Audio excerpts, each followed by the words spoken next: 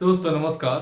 आज हम 70 BPSC mains के लिए अभी हाल ही में सुप्रीम कोर्ट का एक टिप्पणी आया है कि भारतीय संविधान के प्रस्तावना में जो समाजवाद और पंथनिरपेक्षता है उस पर, और उसी के आज जो है विवाद पर चर्चा करेंगे। समाजवाद और पंथनिरपेक्षता को सब भारतीय संविधान के प्रस्तावना से हटाने को लेकर लंबे समय से जो है एक विवाद चल रहा है और सुप्रीम कोर्ट कई अवसरों पर टिप्पणी की है और इस बार ये याचिका खारिज किया है और साथ ही साथ मुख्य टिप्पणी भी जो है इस पर जो है सुप्रीम कोर्ट का आया है। तो 70 बीपीएससी मेंस में पूछा जा सकता है, तो आप इसको देखिए। मुझे लगता है कि शॉर्ट में या करेंट में आ सकता है या लॉन्ग में भी आ सकता है। दोस्तों से पहले अगर 70 बीपीएससी मेंस पास करना है, मेंस की चाहिए एडवांस करना है, तो आप एटम बम बैच ज्वाइन करके जाइए। 99 पीडीएफ रटिए, फाइनल होगा। इसका चार्ज 4000 है। 83 73 98 40 95 पर संपर्क करके आप बैच ज्वाइन कर सकते हैं। आइए, सबसे पहले सेपरेट आएगा तो भूमिका लिखिएगा। भारतीय संविधान के प्रस्तावना में 42वें संविधान संशोधन अधिनियम 1976 के दौरान समाजवाद, पंथनिरपेक्षता और अखंडता शब्द जोड़े गए थे। इस सब को लेकर जोड़े गए थे। आप नीचे आ जाइएगा, इतना ही लिखिएगा। इस सब को लेकर समय समय पर जो है भारतीय संविधान के प्रस्तावना में जो समाजवाद और पंथनिरपेक्षता है, इसको शामिल करने को लेकर समय समय पर सुप्रीम कोर्ट में देश में जो है एक बहस छिड़ जाता है। तो आखिर इस पर आपत्ति लोग क्यों जताते हैं, इस पर विवाद क्या है? तो विवाद की शुरुआत कैसे, विवाद क्या है वह देखिए। अभी हाल ही में सुप्रीम कोर्ट में समय समय पर लंबे समय से सुप्रीम कोर्ट में याचिका दायर किए जाते रहे हैं। हालिया याचिका में क्या है कि एक वकील है विष्णु शंकर जैन और भाजपा के पूर्व सांसद सुब्रमण्यम स्वामी और अन्य लोग जो है याचिका दायर किया था सुप्रीम कोर्ट में, और याचिका में मांग किया था कि भारतीय संविधान के प्रस्तावना में जो पंथनिरपेक्षता है और अखंडता है, इस सबको हटा दिया जाए। इसको लेकर सुप्रीम कोर्ट जो है इस याचिका को खारिज किया है और इस पर सुप्रीम कोर्ट का मुख्य टिप्पणी आया है। तो जो विष्णु शंकर जैन जो है और सुब्रमण्यम स्वामी का और अन्य लोगों का जो याचिका में तर्क था, वह क्या तर्क था कि भारतीय संविधान के प्रस्तावना से समाजवाद निरपेक्षता को हटा दिया जाए। इसके लिए तर्क है कि उनका था कि वह गैर जरूरी, पहला तर्क है गैर जरूरी और अवैध है। याचिकाकर्ताओं का मानना था कि जो भारतीय संविधान की प्रस्तावना में जो समाजवाद और निरपेक्षता शामिल किया गया है वह अवैध है और इसकी कोई आवश्यकता नहीं थी। क्यों? क्योंकि यह मूल संविधान में शामिल नहीं था। अवैध क्यों है?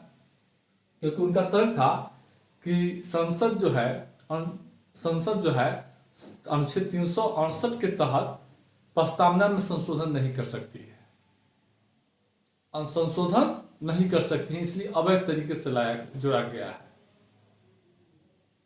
यानी अनुच्छेद 368 के तहत संविधान संशोधन अनुच्छेद 368 के तहत प्रस्तावना में कोई शब्द नहीं जोड़ा जा सकता है।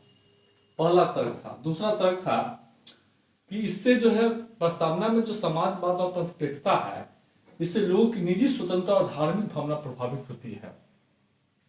समाजवाद और पंथनिरपेक्षता एक विचारधारा है और ये जब प्रस्तावना में शामिल किया गया है तो इससे सभी लोग जो है इसकी आदर करेंगे, यानी इसका पालन करेंगे, इससे मानेंगे। तो इससे क्या होगा, जो दक्षिणापंथी है, दक्षिणी पंथी जो भाजपा विचारधारा के लोग हैं, उनकी धार्मिक भावना, जो कट्टर हिंदू समर्थक है, उनकी धार्मिक भावना प्रभावित होगी। जो पूंजीवाद का समर्थक है वह इससे जो है उसकी विचारधारा प्रभावित होती है। और समाजवाद में क्या है कि आर्थिक गतिविधियों पर राज्य का नियंत्रण होता है, तो इससे क्या है कि वो निज पूंजीवाद इससे हतोत्साहित होता है। और साथ ही साथ मेरा इच्छा है कि हम जो है सभी धर्मों को सम्मान नहीं करेंगे, हम केवल हिंदू धर्म को सम्मान करेंगे या किसी दूसरे धर्म को सम्मान करेंगे। लेकिन प्रस्तावना में शामिल होने से क्या होता है कि हमको भी अगर कट्टर होने के बावजूद भी हमको मानना होगा, समझ रहे हैं, उसके अस्तित्व को स्वीकार करना होगा। इससे लोगों की निजी स्वतंत्रता और धार्मिक भावना प्रभावित होती है। और याचिकाकर्ता का तर्क था कि यह मूल संविधान में नहीं था। जब 1949 में संविधान को अपनाया गया था तो उस समय प्रस्तावना में समाजवाद और पंथपेक्षता शामिल नहीं किया गया था। और दूसरी बात, अगला तर्क है, याचिकाकर्ता तर्क दिया है कि संशोधन को राज्य सम्मति, जो प्रस्तावना में समाजवाद और पंथपेक्षता शामिल किया गया था, इससे राजस्व अनुमोदन नहीं लिया गया था उस समय 76 में। उसके बाद अगला तर्क दिया है कि संशोधन में लोगों की बात नहीं सुनी गई थी, क्योंकि उस समय इमरजेंसी लागू था। इमरजेंसी में बोलने की स्वतंत्रता पर प्रतिबंध लगा दिया गया था। इसलिए याचिकाकर्ता का तर्क है कि उस समय तो बोलने की स्वतंत्रता पर रोक था, तो लोगों की बात ही नहीं सुनी गई थी, इसलिए इसको निरस्त किया जाए। अगला तर्क दिया गया है, कर्तव्य डेट के बाद जो है प्रस्तावना में कोई शब्द शामिल नहीं किया सकता है। समझ रहे हैं, क्योंकि प्रस्तावना में एक कर्तव्य डेट होता है, उसके बाद कोई शब्द आप शामिल नहीं कर सकते हैं। तो यही तर्क दिया गया था। अब इस तर्क के विपरीत सुप्रीम कोर्ट का क्या टिप्पणी है देखिएगा, यही पॉइंट लिखना है, ध्यान रखिए। सुप्रीम कोर्ट का निर्णय है, सुप्रीम कोर्ट जो हाल ही में डॉक्टर बलराम सिंह बनाम भारत संघ अन्य में टिप्पणी, सबसे पहले उस याचिका को खारिज किया है और अब टिप्पणी किया है कि ये दोनों शब्द संविधान के मूल बुनियादी ढांचा का भाग है, इसलिए इसको नहीं हटाया जा सकता है। और पंथपेक्षता और समाजवाद भारतीय लोकतंत्र की बुनियादी विशेषता बताते हैं। बुनियादी भारतीय लोकतंत्र की बुनियादी विशेषता बताता है, इसको संविधान से अलग नहीं किया जा सकता है। जो संविधान की बुनियादी ढांचा है, लोकतंत्र की बुनियादी ढांचा है, उसको संविधान से अलग कैसे किया जा सकता है? अलग नहीं किया जा सकता है। अगला टर्म था कि भारत में समाजवाद का अर्थ है लोक कल्याणकारी राष्ट्र से।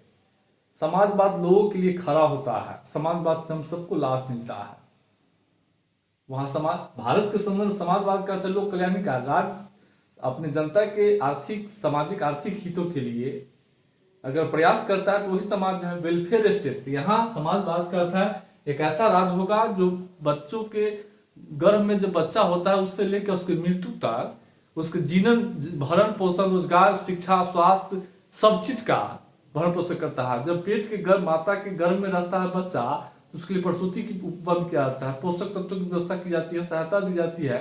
बाहर आता है तो नर्सरी की शिक्षा, फिर जो है नर्सरी की शिक्षा, फिर प्राइमरी शिक्षा, माध्यमिक शिक्षा, उच्च माध्यमिक शिक्षा, उसके बाद उसकी रोजगार की व्यवस्था, स्वास्थ्य की व्यवस्था, उसके बाद सामाजिक वृद्धावस्था पेंशन, और मरने के बाद भी सम्मानजनक दाह संस्कार के लिए भी व्यवस्था होता है। ये वेलफेयर स्टेट का पहचान है, समझ रहे हैं। और सुप्रीम कोर्ट का मानना था कि प्रस्तावना में समाजवाद जोड़ा गया है, इससे निजी क्षेत्र को कोई दिक्कत नहीं हुआ है। निजी क्षेत्र तो फल फूल रहा है और फल फूल रहा है।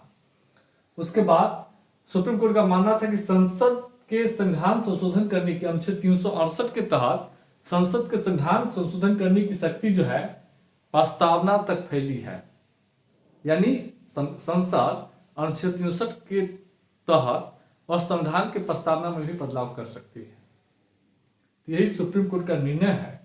अब आप इसको देख लीजिएगा और क्वेश्चन आएगा तो लिख लीजिएगा।